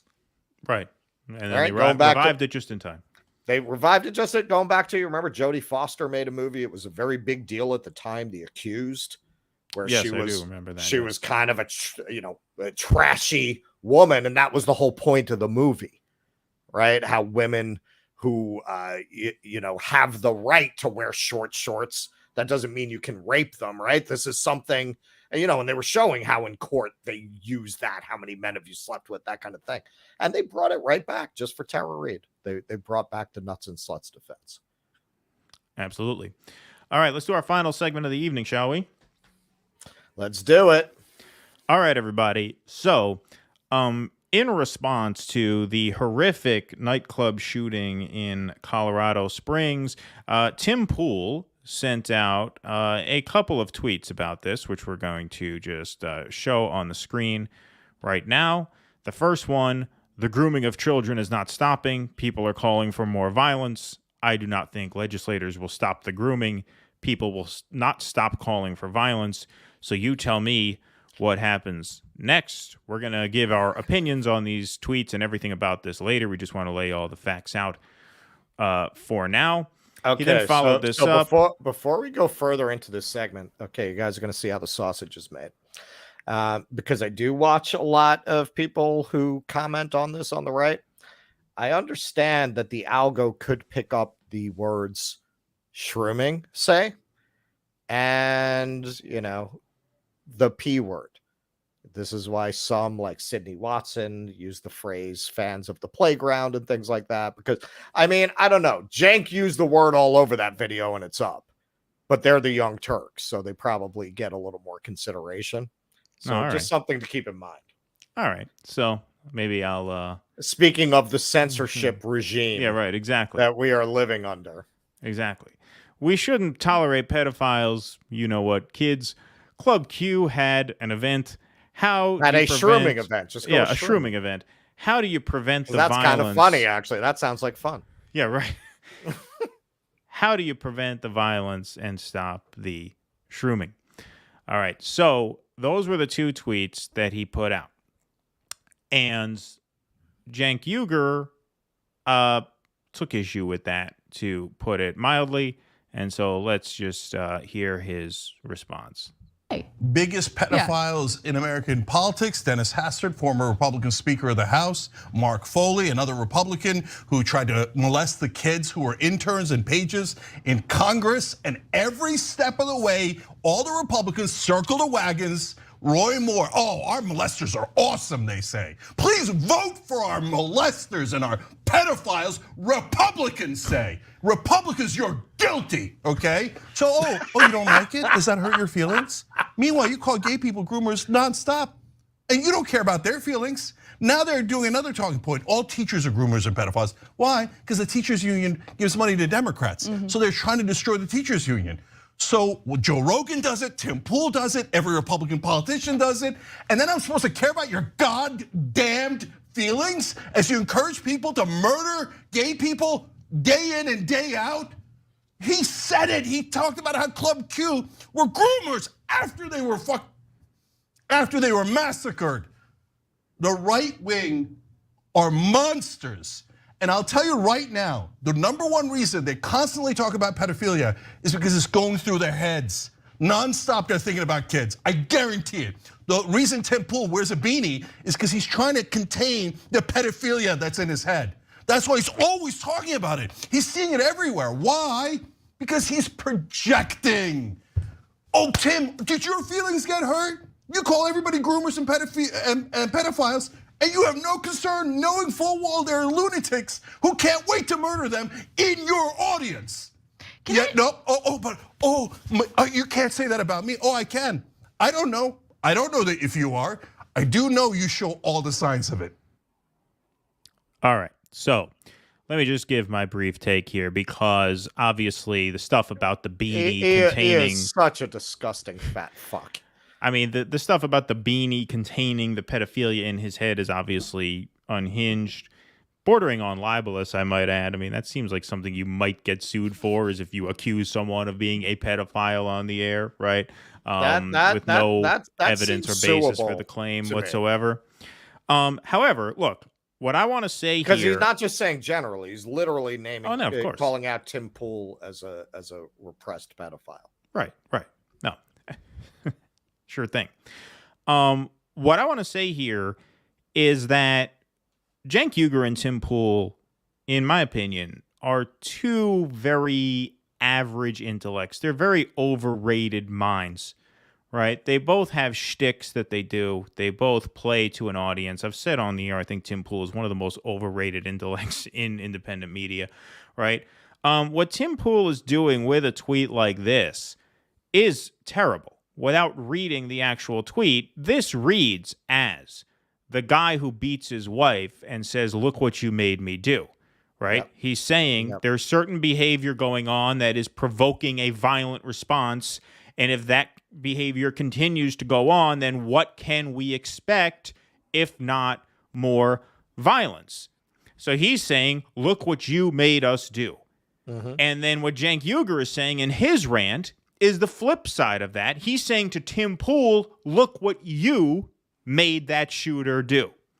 Right. And so both Cenk and Tim Pool here are trafficking in the incredibly destructive assumption that violence follows predictably, logically, and even inevitably from debate, right? They're linking those two things. They are conceding. Which is an extremely dangerous idea. Extraordinarily dangerous. They are both conceding that political debate will inevitably end in bloodshed. And the minute you concede that, you forfeit any possibility for democracy, for free speech, for politics to happen. Because in order for a society, it becomes too dangerous. The whole premise of the First Amendment is that speech and action are parallel lines. They do not influence each other in that direct way. That's why it is illegal. There is an exception to the First Amendment to incite violence. Because if I'm over here in speech land and there's violence land over here and I say, hey, you over there, attack that person, that's an intrusion. That's an intrusion. And when you do what both Tim Pool and Cenk here are doing, which is to say that political debate inevitably punctures that plane in between these two parallel worlds, what you're saying is that we cannot handle free speech, we cannot handle debate, we cannot handle democracy. At that point, the whole project is over. It's over. So this is just incredibly destructive on both of their parts. Now, you say in this case, it was the right winger who did the violent thing. That's absolutely true. You have to look at the example of the guy who shot up the softball game, right? He was out there targeting Republicans. Steve Scalise was shot, almost killed that day. That guy was a was a big sort of Sanders guy. He was also a big Rachel Maddow fan, and he had it in his head, partly from watching her show, I would assume, that the Republicans were a bunch of traitors. Would I, and Lord knows Russell and I are far from Rachel Maddow fans, but would we ever go as far as to say Rachel Maddow is responsible for him doing that? No, because to do that is to make the concession that these guys made, which is that her giving her opinion, as crazy and as wrong as that opinion may be, her expressing that opinion is an invocation of violence, is licensed to commit violence. And we would never go there, because once you go there, there's no going back. There's no unringing that bell. At this point, you can't have a debate. You can't have an argument. So is the left guilty of that in a certain sense? Yes, they're even guilty of it in this example. They're just coming at it from the opposite perspective, as a guy like Tim Pool, who made the initial, yes, appalling statement. They put that in their subheadline, that Tim Pool's take on this was appalling. It certainly was. But your response was really less appalling. They had the same take. Exactly. They had the same take. Just parts of the same take. Exactly. Right. Just from the other side. And actually, Cenk's take is basically that is the whole liberal take on speech since Trump got elected. Right. It's too dangerous to have free speech because then Donald Trump can get elected. Things like that can happen when people have free speech. From the moment Donald Trump got elected, they became censors. They became supporters of censorship. And they desperately need to tie speech to violence because they can't say we don't believe in free speech. That's a bridge too far. You can't literally say you don't believe in free speech. So they're trying to find a free speech loophole by claiming that speech is violence or speech leads to violence, because everyone supports free speech. No one supports violence, right? So to really put the stink on free speech, you have to connect it to violence. So Cenk's take is a very overblown, desperate for viewers, ogre under a bridge take. Right. But it's a typical lib take. He's brings a hysteria to that's really a ridiculous caricature. And it's many people have commented that the Young Turks are sinking to something that's just sad. It's just sad. Like, whatever you think about their politics, it's just sad. At one time, we saw the Young Turks as the vanguard of a new alternative media ecoverse, and now he's like a Morton Downey Jr. there doing a circus sideshow. But the view that he's expressing That's the whole Musk thing. That's the whole Twitter thing. That's their argument for why you shouldn't put people back on Twitter, right? Because if you let them speak, it could cause violence. The left has been working overtime to make that connection for the last 6 years. So this is a very typical take. I don't know that Tim Pool, he doesn't strike me as the brightest guy. So I don't know that he has really thought through the implications of what he's saying, because the right has not been so determined to make that connection. That has not been the right take on speech, that you're not allowed to speak. If anything, they've been more about defending their own speech rights than trying to take speech rights away from people they don't agree with. I mean, even if he's bringing it's an this into the unusual realm take from the right of action. I mean, we'll put this tweet up on the screen once again. All right.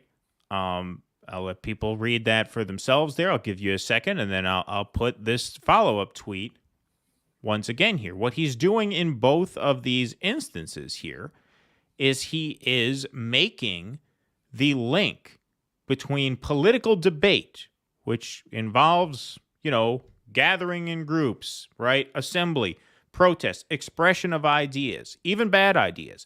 He is making inevitable.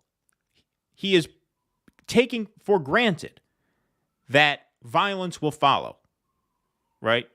Because he's saying this reaction is provoking a violent response. Therefore, this action must stop. We should read through that tweet, because I don't know that everybody really saw that. We shouldn't tolerate P-word people shrooming kids.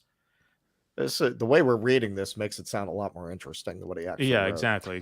Club Alice Q, in Wonderland version of this. One pill makes you larger. Club Q had a shrooming event. How to prevent, he says do, but he means how to prevent the violence and stop the shrooming. So again, he's making that connection. And that was really the tweet that stirred up a lot of backlash. But you make a great point. That is a very dangerous connection to make. We talked about how we were going to approach this segment before we went on. I was a little more interested in the way Cenk at other points in that clip connects the Republicans to Jeffrey Epstein, which I thought took balls like fucking coconuts. Exactly. Bill Clinton took 24 fucking trips on his plane. He only admitted to 2. You're gonna make Jeffrey Epstein a Republican issue? That took some fucking stones. Which I want to put this up here for a second. Craig Bell says, I find you as lacking in intelligence as you say Tim Pool is. You are so crazy. He says the shooter was not right wing. Get your facts correct. Well, tell Tim Pool. Did we say that the shooter was right wing? Well, Tim Pool is saying the shooter's right wing. Well, whether we look, I don't know whether the shooter was right wing. Well, I want to get into that side of it actually, but we didn't get there. Tim Pool was the one saying the shooter was right wing. Listen, hold on, let me just make this point. Because Tim Pool is the one who said that this shooting followed from what he perceived to be a violation of family values. Let's just put it that way, right? Tim Pool went out there and said this shooting was a response to, let's say, liberal overreach or the sexualizing of children, right? So according to Tim Pool, the shooter was right wing. So tell him to get his facts straight, right? I mean, I'm just responding to what he said. Right. That's how he framed it. Exactly. We never said that ourselves. Right. What was his motive? Doesn't look like it's clear. But for days, you had the media with one voice trying to use this incident to shut down all debate about transition treatment with children. They really tried immediately to link this shooting to questioning whether you should give puberty blockers to children, questioning whether it's appropriate to bring children to drag shows. They immediately tried to make that connection in order to make it verboten to debate these subjects or to automatically get yourself tarred as supporting violence against gay people if you take those positions. Exactly. Even after the New York Times just published an article saying the science is showing that puberty blockers are not fully reversible, that they do come with health risks, that they can cause long-term sterility, that they can cause bone loss. So they're still towing this line that you're not allowed to have that debate, which is what they were partly reacting to. I feel, like Tim Pool is partly pushing back against that. You do have to put it in that context, but what he's saying is the flip side of what Cenk Uygur is saying. We said this already. It wasn't the way to respond, but that response is taking place in a context. Right. He's arguing back against the media that's trying to desperately to make that connection. Like, you can't say he made that connection. They did. They made that connection immediately. Sure they did. Right? Sure they did. In a different way than he's sure, but he responded by saying, well, what do you expect? Right? Exactly. What do you expect? As in, of course people are going to get shot over this, and that's completely and totally out of bounds. It's completely out of bounds. You cannot have that. This will look, we've covered these sorts of issues on the show before. We are out of step with much of our left comrades on these issues. We covered, here's a perfect example of this. We covered something that no other left indie media people covered, which was the parents' rally in Dearborn, Michigan, protesting sexually explicit materials in the children's books at the, public school, right? And we covered that, and we gave our take on that, and we'll cover those sorts of segments in the future. We're not going to get into detail about those issues now because you don't litigate those issues in the context of a massacre. Because wherever you stand on these issues, you are not liable for a massacre, right? Just as Rachel Maddow was not liable for a massacre when she said the Republicans are traitors and somebody took her seriously and did something insane, right? Those parents expressed their concerns peacefully. They demonstrated peacefully. They gathered, as is their right to do, and they expressed what was on their minds.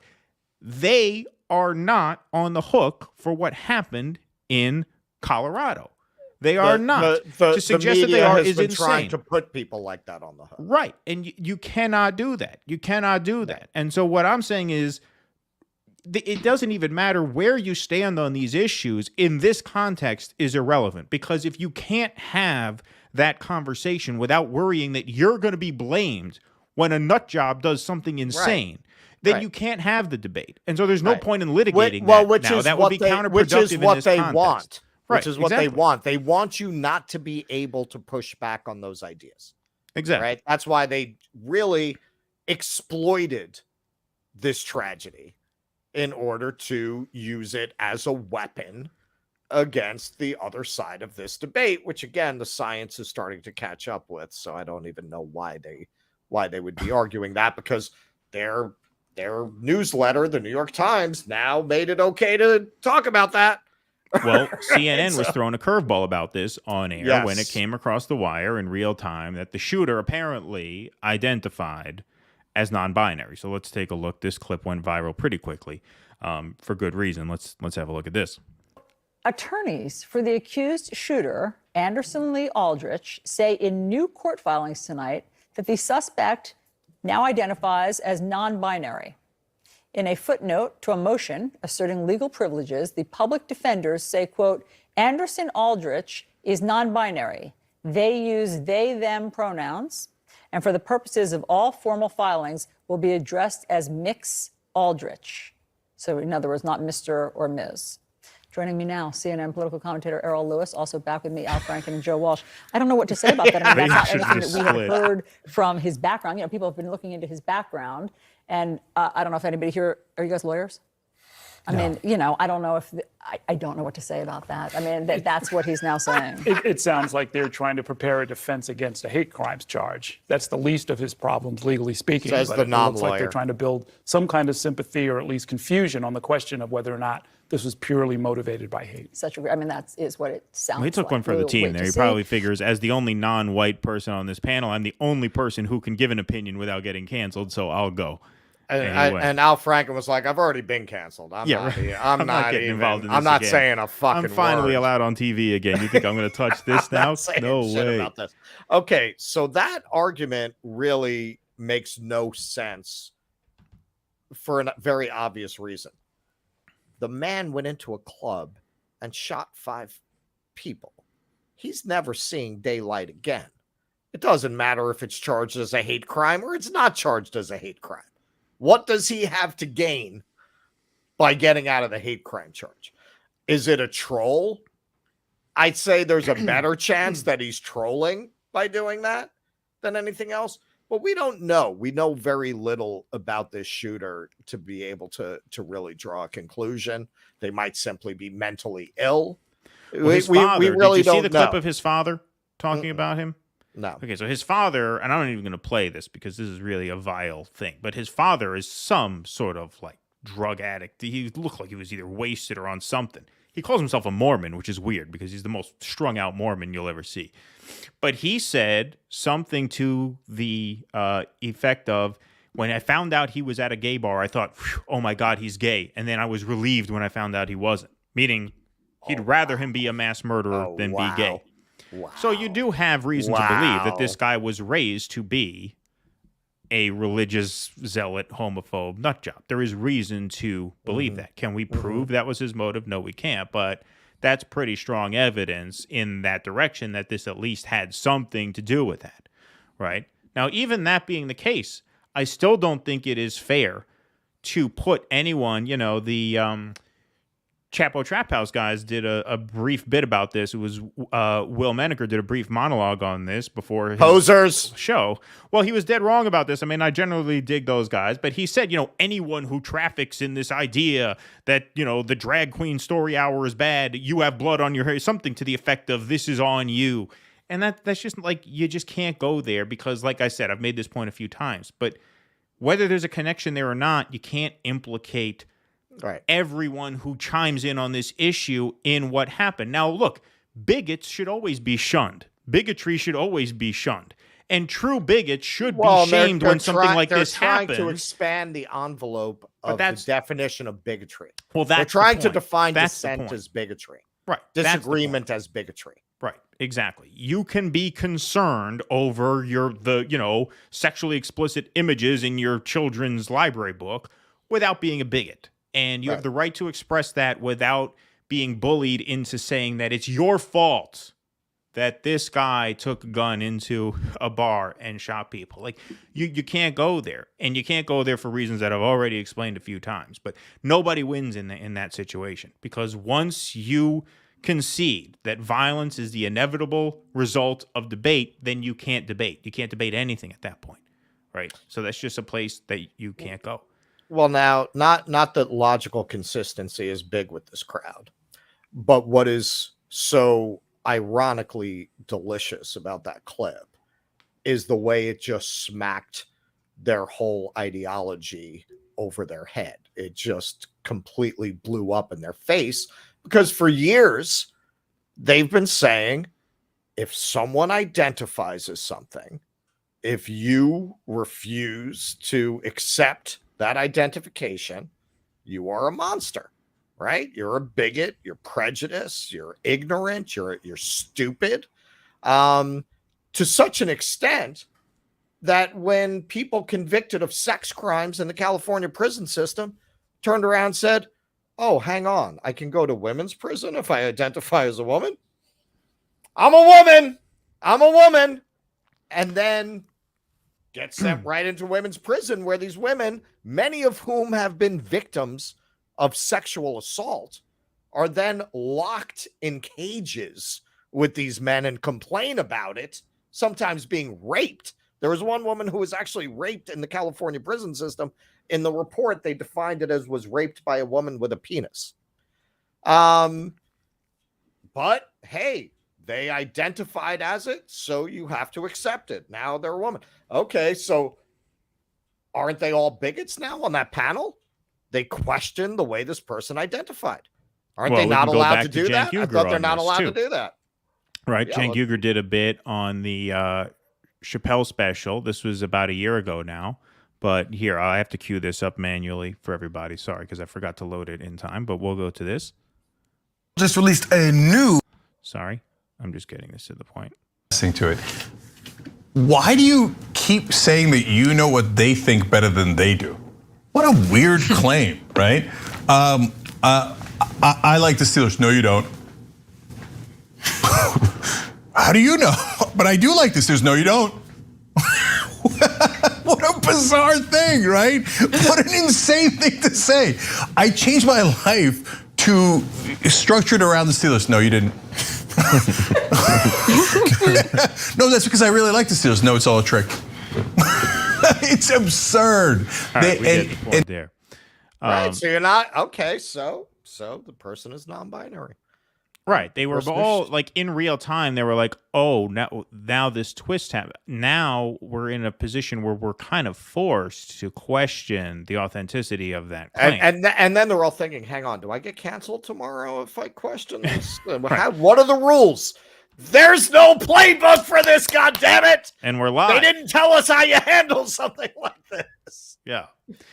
One other aspect of this story that I think is being lost, because it seems like liberals are always have a reaction to these stories, somewhat justly, I think, that, shootings like these are reasons why we have to get guns off the streets and we have to expand background checks and make sure guns don't fall into the wrong hands. Now, I understand that a lot of people on the more populist left, the space that we occupy, are more pro-gun than many others on the left, and this is an issue that I somewhat disagree with some of my comrades here on.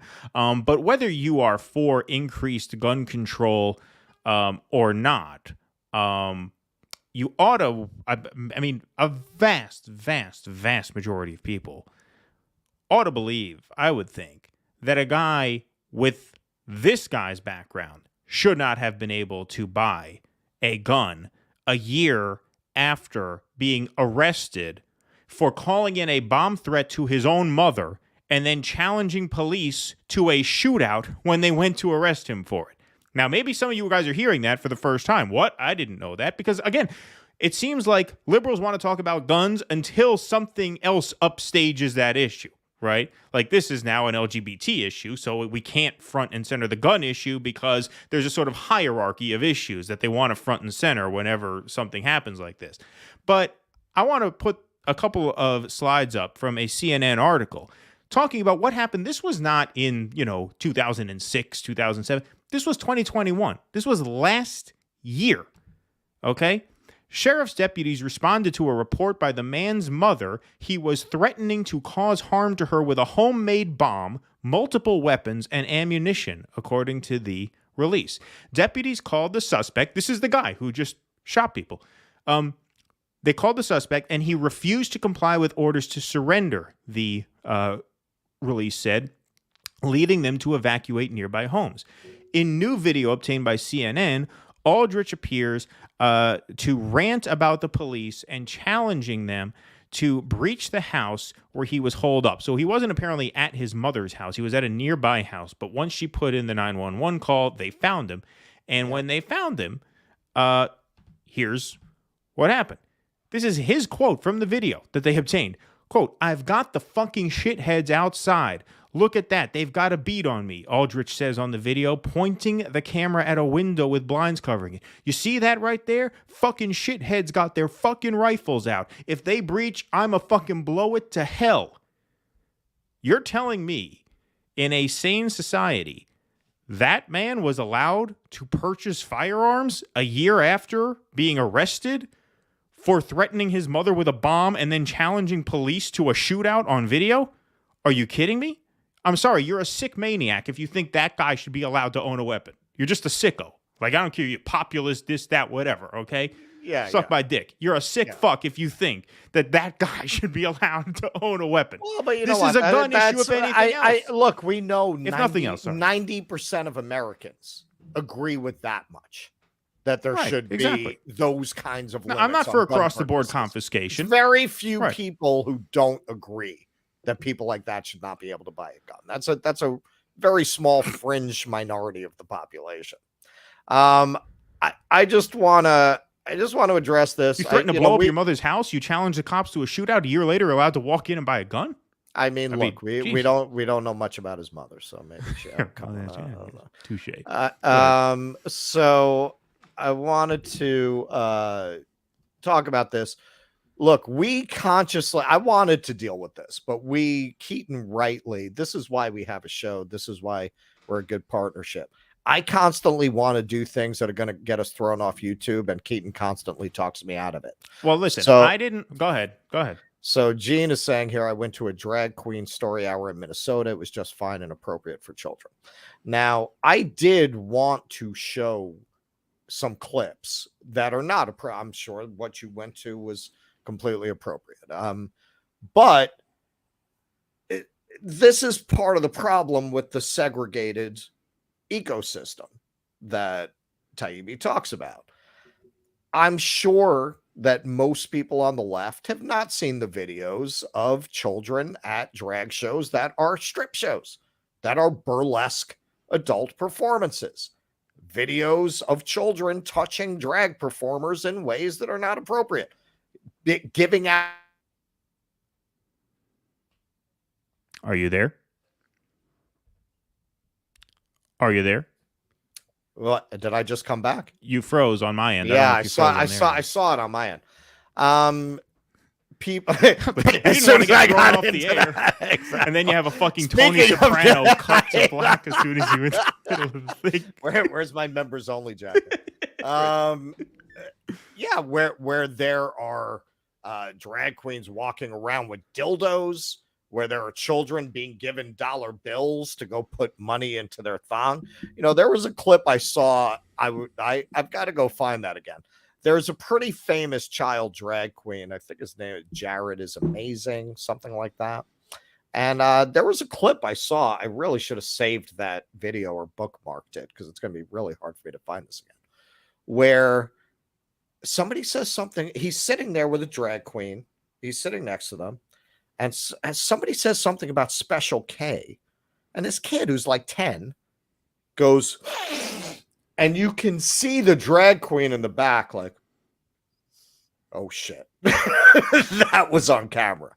So listen, you don't see those videos, but the people on the right do. So that is a lot of what they're talking about and a lot of what they're reacting to. Now, I was also telling Keaton, I used to do a show called Naked Holidays with full frontal nudity every holiday season. Not like a sex show. It was like kind of bohemian satire. I had one day, I had a couple with like a 10-year-old boy come to the show. And I went to them in the audience. I said, listen, it's not just called Naked Holidays. It's really naked. They're like, oh, yes, it's fine. We're German. I said, oh, that explains it. Okay. So look, you do have these European cultures where they would think nothing of bringing their child to this. And like I said, it was not a sexualized kind of a show. It was more hippie kind of thing, more 60s spirit. So there are cultures that feel that way, but you know what? That's not our culture. So if you feel that it's not appropriate to take a child to that, if it were women stripping, is it appropriate to bring them to that kind of a show if it's men? I mean, if as a culture we just don't feel that children should be exposed to very sexually suggestive material like that, and as a culture we generally don't. But there's a drag show loophole. So that's a lot of where this debate is, pretending it doesn't exist, pretending this doesn't go on. It's just not true. You know, I think a lot of people are arguing that in good faith because they've never seen it. Those videos don't circulate in left media. They don't see these incidents, but they're there. And you have to proceed from that premise. You have to proceed from, if you're going to have an honest debate and say, no, I still agree with it anyway, you have to make that argument in that context. You can't pretend that all of these are just somebody in drag reading Alice in Wonderland, because really, and that might even be the majority. I don't know, but there certainly are other ones that if you don't think a child should be at a conventional strip show, you shouldn't believe a child should be at the drag show of that nature. Yeah. Now, look, the reason why I wanted to steer the direction more in the place we took it was not just because I didn't want to get thrown off the air. But it was because I'm perfectly happy to have a, more in-depth discussion about that and do full segments about that. It's just that I don't think that is a good debate to have in this context. No, because no, once no. Again, you're right. we should not be litigating this. I'm only within responding because this I whole understand. thing I understand is what you're going on saying, in but the I just want to chat. say I'm not just doing this to be No, I prudent know, and I know. savvy and not get No, I thrown off. agree It's with like you. I agree I with actually don't believe we should be debating this in the context of a mass shooting because ultimately, however you feel about Drag Queen Story Hour, whatever opinion you have about that should not implicate you in this shooting. We don't want to get into territory where we're saying, well, does this provoke violence or does it not? Because we have to draw that line and saying, You're right. no opinion on this issue ought to provoke violence. And we cannot admit that it will. Yes. We can't give into that because that's what Cenk did and that's what Tim Pool fully did. agree. And you can't go there. You just can't. I fully agree. I'm only responding to this. No, 'cause I understand what you're saying. No, talking don't about worry. it. Don't worry. Don't worry. Yes. I'm not going to throw you off. Exactly. Being naked and sexualizing people's body parts are so separate things. That was the nature of the show. I kind of used like techniques of absurdity and alienation to make that point. But still, I mean, having a 10-year-old, I felt I had to approach them and tell them that was going on. But, you know, it's funny. I went backstage with the cast and told them they're German. They were like, oh, okay. Right. That said it all. All right. Well, I think that pretty much wraps us here. We have Ellen still on the line. Do you have anything you want to add? If you do, you can turn your mic on. If not, no pressure, of course. But we want to thank our patrons. Oh, she did turn her mic on. There you go. Welcome back. I don't know. I just think you were a hit. We had to bring you back for an encore. I The saw audience that. loved you. Yeah. I'm like, whoa. Yeah. I think I found my audience right here.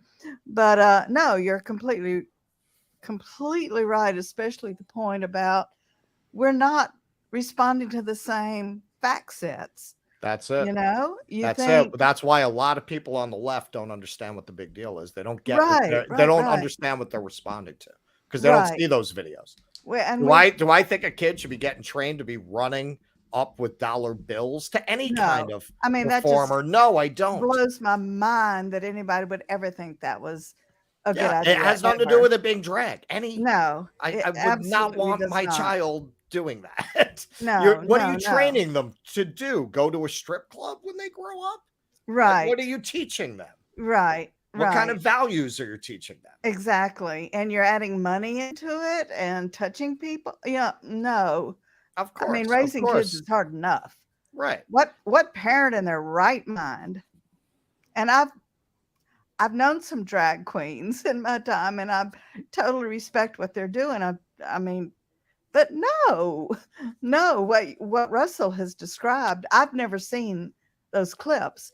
But I was gonna bring him in for the show, but Keaton. But I mean, I think Keaton was right. I think Keaton was right. That would be mixing the issues.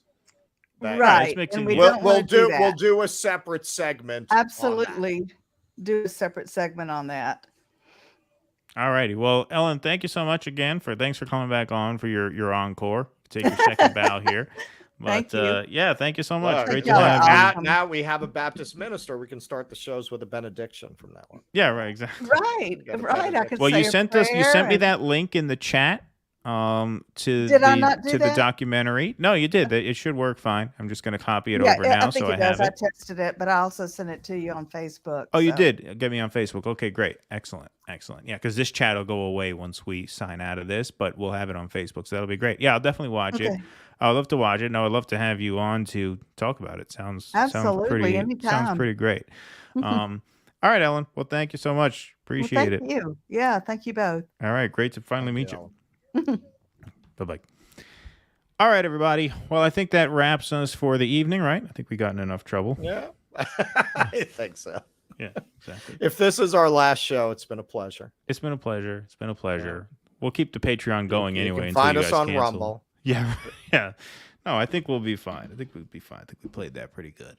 All right, everybody. Well, like I said, please like this stream and please subscribe to this channel. On the way out, we had some new viewers in here tonight, as I knew we would, because we knew we had some fat, juicy topics that would tempt a lot of people in here. That was by design.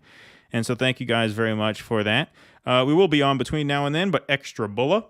from the Indie News Network says, good show, guys. See you next Monday. Yeah, we're going to be guesting on his show Monday, December 5th. You just got to remind me what time because I forget, but I'll be around. We will both be there. All right, everybody. Well, like I said, like this stream, subscribe to this channel, and we will see you guys back here on Thursday afternoon. Thanks very much to all of our patrons for supporting us. Thank you to our patron caller once again. Thank you guys for a very, very lively chat, as we have come to be used to. And hold on. Here we go. I found it. I was just vamping there until I found the outro music. But now I found it. So now I'm going to hit it. All right, guys. Thank you very much. Be good to each other. Bye-bye. Thank you. Please clap.